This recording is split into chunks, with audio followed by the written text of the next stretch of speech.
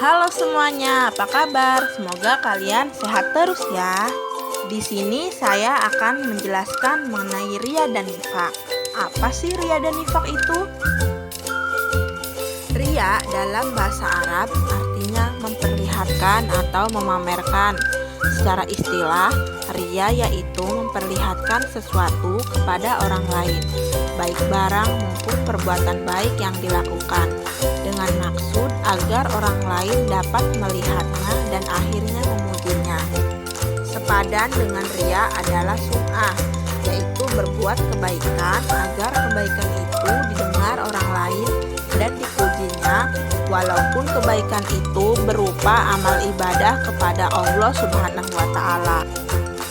Riya terbagi menjadi dua macam. Yang pertama, riya jali, yaitu ibadah atau kebaikan yang sengaja dilakukan di depan orang lain dengan tujuan tidak untuk mengagungkan Allah Subhanahu wa Ta'ala, melainkan demi mencari pujian orang lain untuk kebanggaan atau tujuan selain Allah Subhanahu wa Ta'ala. Yang kedua, riya hofi, yaitu melakukan ibadah atau kebaikan secara tidak terang-terangan, tapi dengan maksud agar ia dihormati dan dimuliakan oleh masyarakat. Selanjutnya, contoh perbuatan riya. Yang pertama, seseorang menyumbang masjid di hadapan banyak orang dengan maksud agar orang banyak menilai dirinya sebagai orang yang ahli jariah.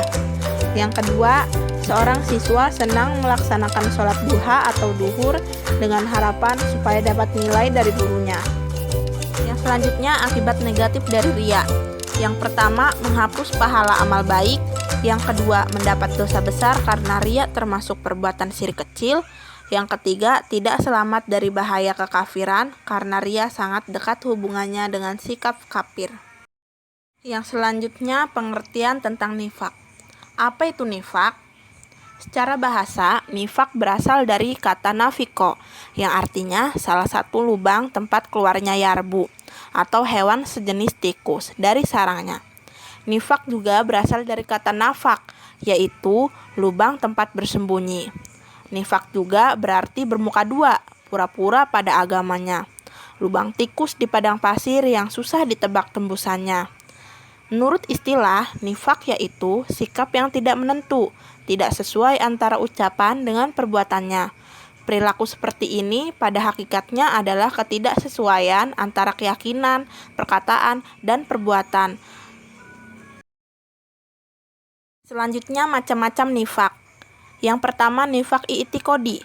Nifak i'tiqodi adalah suatu bentuk perbuatan yang menyatakan dirinya beriman kepada Allah Subhanahu wa Ta'ala, sedangkan dalam hatinya tidak ada keimanan sama sekali.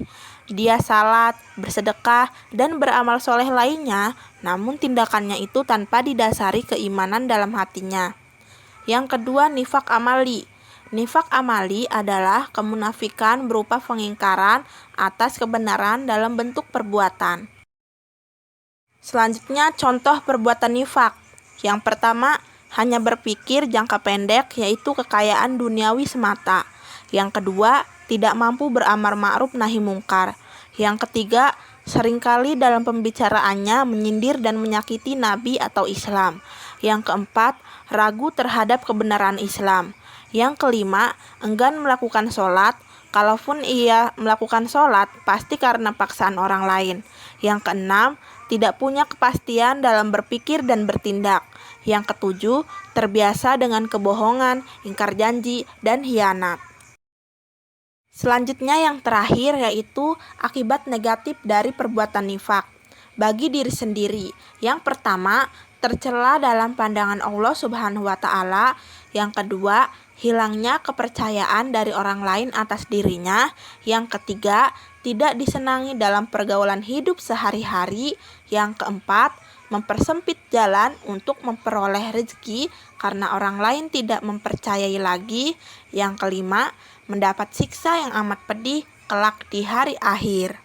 Sedangkan akibat negatif dari perbuatan nifak bagi orang lain yaitu yang pertama, menimbulkan kekecewaan hati sehingga dapat merusak hubungan persahabatan yang telah terjalin baik. Yang kedua, membuka peluang munculnya fitnah. Yang ketiga, mencemarkan nama baik keluarga dan masyarakat sekitarnya.